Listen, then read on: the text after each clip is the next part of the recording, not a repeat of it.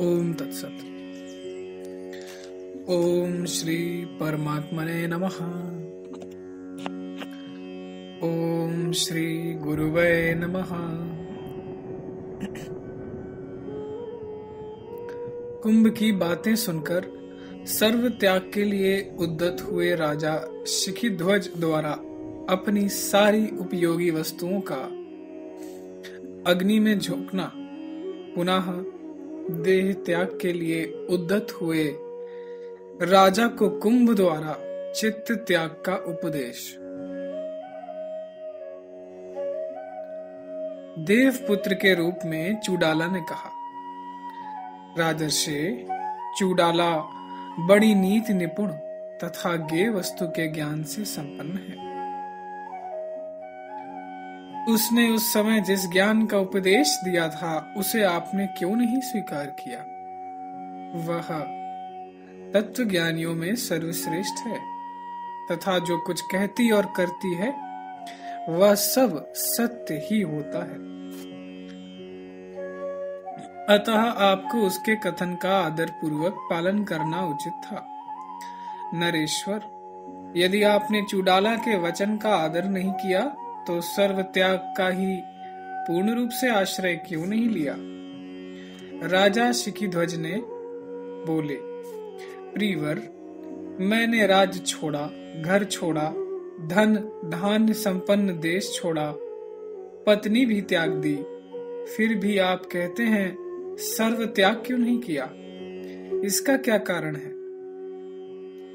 देवपुत्र के रूप में चूडाला ने कहा, राजन, धन, स्त्री, ग्रह, राज्य, भूमि, छत्र और बंधु बांधव ये सब आपके तो है नहीं, फिर आपका सर्व त्याग हुआ कैसे? आपका जो सबसे उत्तम भाग है उसका त्याग तो अभी हुआ ही नहीं। उसका पूर्ण रूप से परित्याग कर देने पर ही आप सर्व त्यागी शोक रहित हो सकेंगे।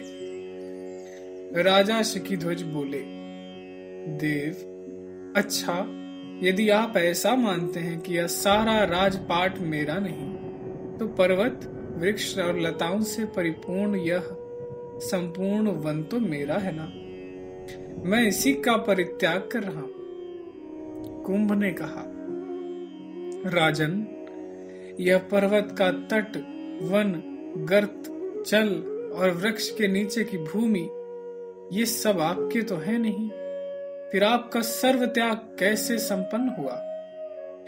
आपका जो सबसे उत्तम भाग है वह तो अभी बिना त्यागा हुआ ही पड़ा है। उसका पूर्ण रूप से त्याग कर देने पर ही आप परम अशोक पद को प्राप्त कर सकेंगे।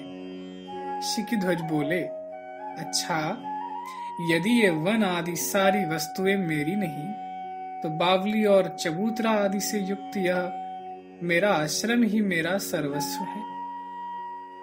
मैं इसका अभी त्याग किए देता हूं। कुंभ ने कहा, राजन, ये जो वृक्ष, बावली, चबूतरा, गुल्म, आश्रम और लताओं की पंक्तियां हैं, इनमें से कुछ भी आपका नहीं, फिर आपका सर्वत्याग कैसे सिद्ध हुआ? अभी तो आपका सबसे उत्तम भाग पड़ा ही है, आपने उसका त्याग किया ही नहीं। उसका पूर्ण रूप से त्याग कर देने पर ही आपको उत्कृष्ट अशोक पद मिलेगा। शिखीध्वज बोले,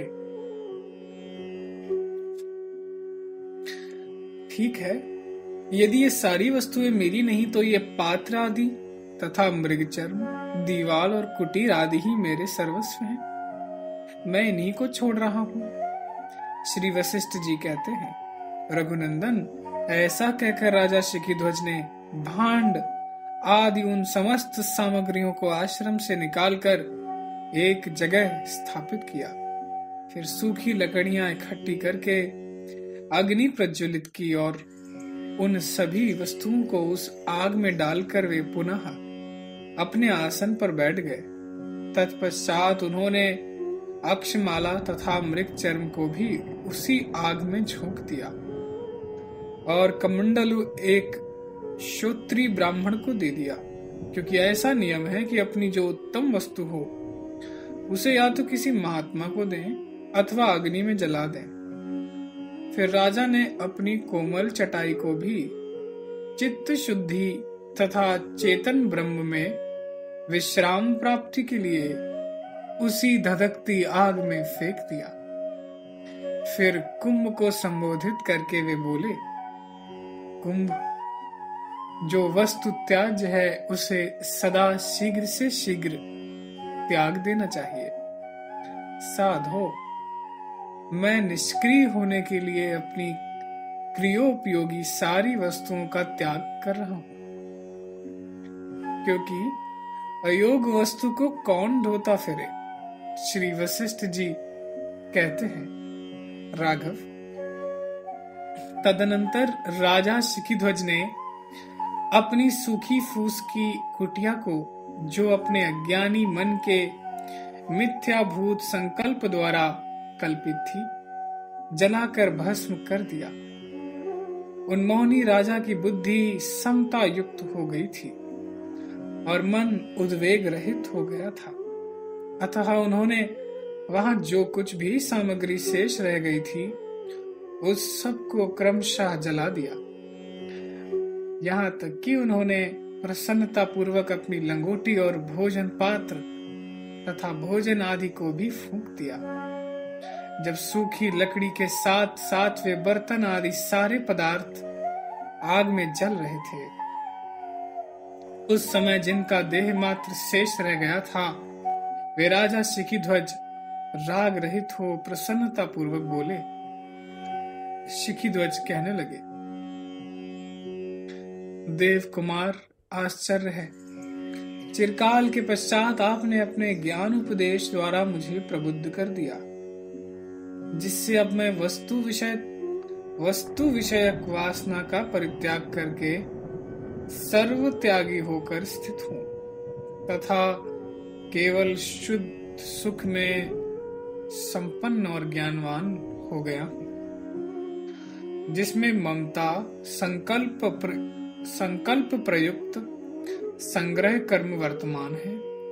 ऐसी सामग्री किस काम की? अब तो नाना प्रकार के बंधनों के हेतुभूत विषय ज्यों-ज्यों प्रक्षीण होते जा रहे हैं, त्यों-त्यों मेरा मन परमानंद में निमग्न होता जा रहा है।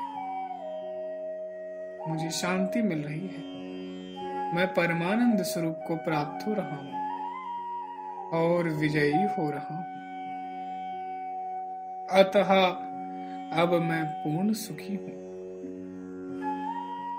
मेरे संपूर्ण बंधन नष्ट हो गए, क्योंकि मैंने सर्व त्याग कर दिया।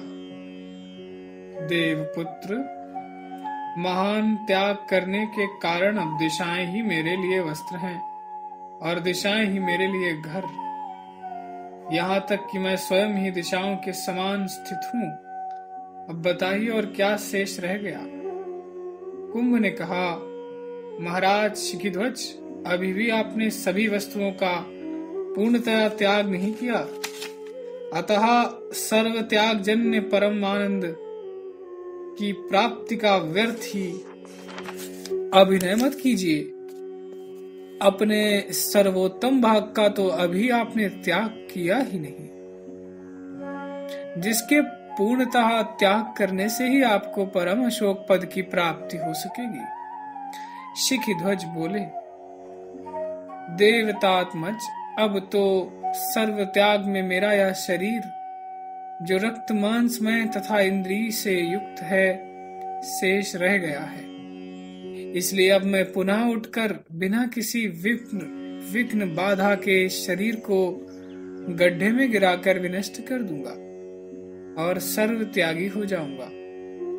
कुंभ ने कहा, राजन, इस बेचारे निरपराध शरीर को आप क्यों महान गर्त में गिराना चाहते हैं?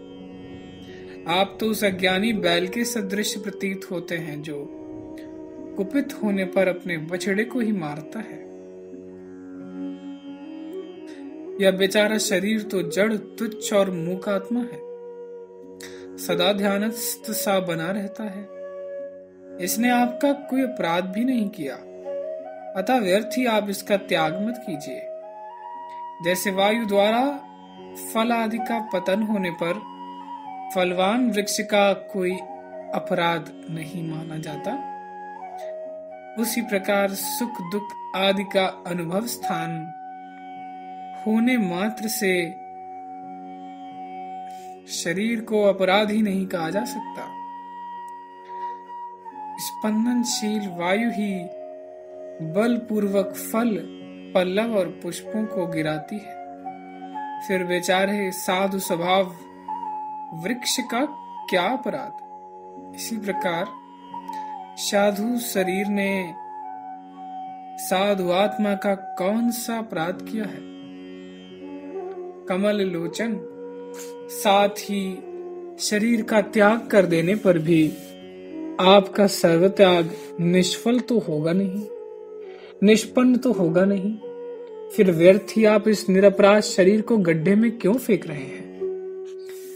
देह का त्याग कर देने पर सर्वत्याग सिद्ध नहीं होता। जैसे उन्मत्त गजराज वृक्ष को तरह तरह से नष्ट कर देता है, उसी तरह जिसके द्वारा यह शरीर शुद्ध हो उठता है, उस पापात्मा का यदि आप पूर्णतया त्याग करते हैं, तभी आप महान त्यागी हैं।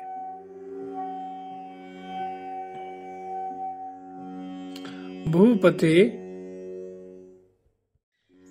उस पापात्मा का परित्याग कर देने पर देह आदि समस्त पदार्थों का अपने आप त्याग हो जाता है।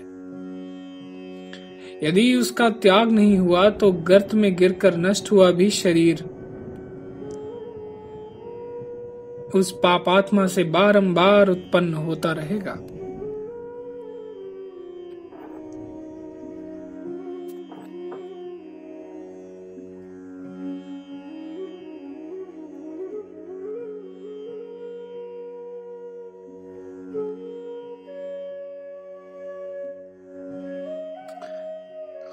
शिखीध्वज बोले, सौंदर्यशाली देव, इस शरीर का संचालन करने वाला वह पापात्मा कौन है? जन्मादि कर्मों का बीज क्या है और किसका त्याग कर देने पर सर्वत्याग संपन्न होता है? कुंभ ने कहा, साधु स्वभाव नरेश, शरीर अथवा राज्य का त्याग कर देने से तथा कुटिया जलाकर भस्म कर देने से सर्वत्याग संपन्न नहीं। वह तो सर्वात्मक एवं सर्वव्यापी संकल्प द्वारा सबके एकमात्र कारणभूत सर्वात्मा का परित्याग कर देने पर ही निष्पन्न होगा। शिखीध्वज बोले, समस्त तत्वज्ञानियों में श्रेष्ठ कुंभ, अच्छा यह बतलाइए, आपने जिस सर्वथा एवं सर्वदा त्यागने योग्य सर्वगत एवं सर्वात्मक वस्तु का नाम लिया है, वह सर्वात्मा किसे कहते हैं? कुंभ ने कहा, नरेश्वर, आप चित्त को ही ब्रह्म, चित्त को ही पापात्मा पुरुष और चित्त को ही जगत जाल समझिए। यह चित्त ही सर्वात्मा कहलाता है। महीपाल, जैसे वृक्ष का बीज वृक्ष होता है, उसी तरह मन ही राज्य, देह और आश्रम आदि समस्त वस्तुओं का बीज है। अतः सबके बीजभूत उस मन का परित्याग कर देने पर सबका त्याग स्वतः ही सिद्ध हो जाता है। भूपते, उस मन के त्याग अत्याग पर ही सर्व त्याग का होना न होना निर्भर करता है। राजन, ये राज्य अथवा कानन आदि सभी वस्तुएं चित्त युक्त अर्थात चित्त के साथ संबंध रखने वाले पुरुष के लिए केवल दुख रूप है, और जिसका चित्त के साथ संबंध विक्षेप हो गया है, उसके लिए ये ही परम सुख स्वरूप है। जैसे बीज संपन्न समय पाकर वृक्ष रूप में परिणत हो जाता है, वैसे ही यह चित्त ही जगत एवं देह आदि आकार धारण करके सब में व्याप्त हो रहा है। जैसे वायु से वृक्ष, भूकंप से पर्वत और लोहार से थोकनी संचालित होती है, उसी प्रकार इस शरीर का संचालक चित्त है।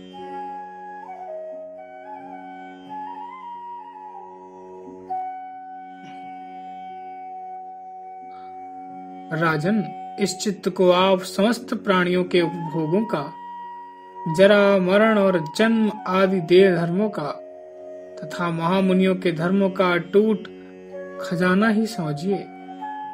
चित्त ही अपने संकल्प द्वारा जगत तथा देह आदि विशिष्ट विविध आकार धारण करके सब में व्याप्त हो रहा है। महीपते इस प्रकार चित्त ही सब कुछ बनता है।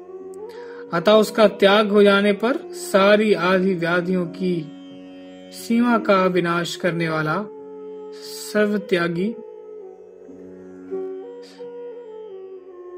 अपने आप ही सिद्ध हो जाता है। त्याग के तत्ववेताओं में श्रेष्ठ राजन, चित्त त्याग को ही सर्व त्याग कहा जाता है। महाबाहो,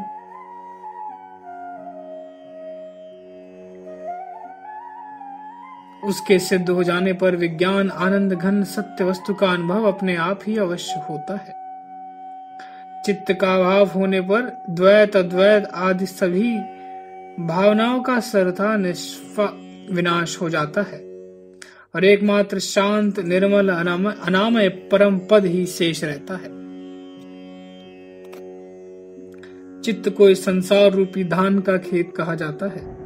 जैसे जल ही तरंग रूप से दिख पड़ता है, वैसे विचित्र चेष्टाओं वाला चित्त ही अपने संकल्प से भाव और अभाव का आकार धारण करने वाले पदार्थों के रूप से परिणत होता है। सांसारिक पदार्थों का समस्त भाव मिट जाता है।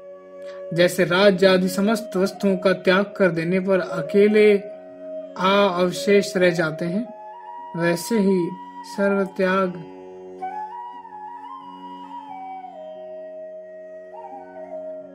सर्व त्याग कर देने पर एकमात्र विज्ञान आत्मा ही अवशिष्ट रह जाती है। राजन, सर्व त्याग रूपी रस का आस्वादन करने पर जरा मरण आदि कोई भी भय पुरुष को बाधा नहीं पहुंचा सकते। निर्मल कांति वाले महत्व की प्रक्रिया की प्राप्ति का कारण भी सर्व त्याग ही है। अब आप सर्व त्याग करने के लिए प्रस्तुत हो गए हैं। इसी से आपको बृहत्तम बुद्धि स्थिरता प्राप्त हो रही है। नरेश्वर सर्व त्याग परमानंद रूप है। इसके अतिरिक्त अन्य सब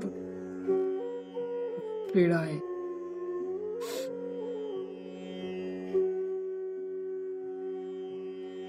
भीषण दुख रूप है। यूं विचार पूर्वक स्वीकार करके जैसा आप चाहते हो उसी के अनुसार आचरण कीजिए। सर्व त्याग करने वाले पुरुष के पास प्रारब्ध अनुसार सभी वस्तुएं अपने आप उपस्थित होती हैं। सर्व त्याग के अंदर आत्म प्रसादक ज्ञान वर्तमान रहता है। महाराज, सर्व त्याग सारी संपत्तियों का अभाव आश्रय स्थान है। इसलिए जो कुछ भी ग्रहण नहीं करता उसे सब कुछ दिया जाता है। भूपते, सर्व त्याग करके आप शांत स्वस्थ आकाश के समान निर्मल एवं सौम्य आदि जिस रूप में होना चाहते हैं उस रूप में हो जाइए।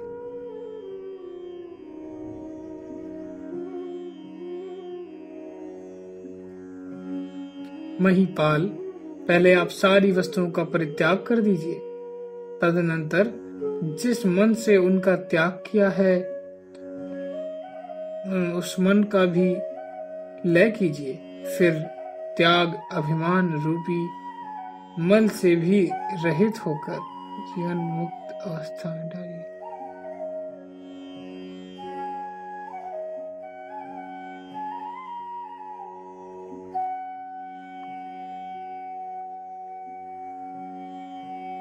फिर त्याग अभिमान रूपी मल से भी रहित होकर जीवन मुक्त स्वरूप हो जाइए। ओम तत्सत, ओम तत्सत, ओम तत्सत।